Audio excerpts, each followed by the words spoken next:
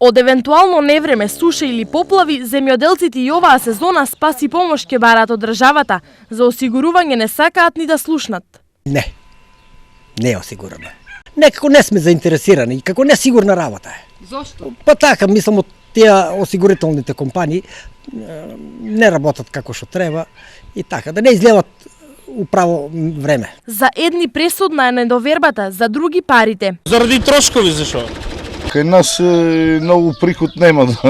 Вега година има по 200-300 килограми или 2-3 тона по хектар и ќе осигураш само додатни трошкови. Но вака не мислат сите, иако малку има и такви кои на осигурувањето не гледаат со недоверба и скепса. Паќа се осигурувањето, е убава работа, право да кажам, малку имам јазе. Имам лозе 2 декара и тоа како още не е целокупно, но ќе го осигурам, право да кажам. Не, колку сака нека тоа се исплаќа.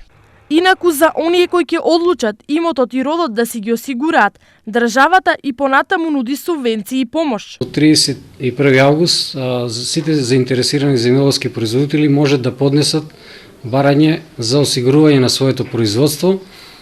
Истото е субвенционирано или финансиски поддржано од агенцијата со 60% од вкупната сума на осигуреното производство. На ниво на регион, земјоделско осигурување имаат одвој 20% од земјоделците. Навиките не ги сменија ниту двете големи последователни поплави во кои беа уништени околу 80% од родот, ниту се почестите појави на град, кој само во лакавичкиот крај лани направија пустош.